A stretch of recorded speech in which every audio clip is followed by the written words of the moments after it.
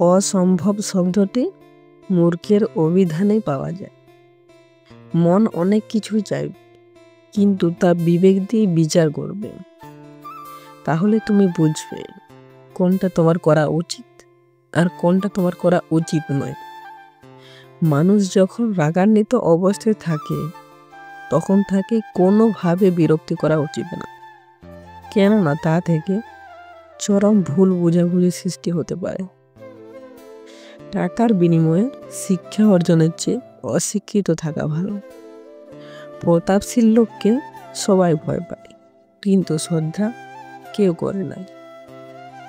প্রতিটা মানুষ তার নিজের কাছে নির্ভুল, আর এই জন্যেই মানুষ ভুল করে।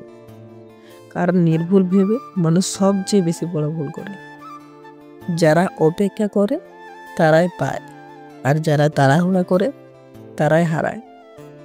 পৃথিবীটাকে যেমনভাবে বদলাতে চাও, ঠিক সেই পরিবর্তনটা তোমার নিজের মধ্যে আনো। বুদ্ধিমান লোক নিজেকে নত হয়ে বড় করে বা বড় হয়, আর নির্বোধ ব্যক্তি নিজেকে বড় বলে অপদস্থ হয়।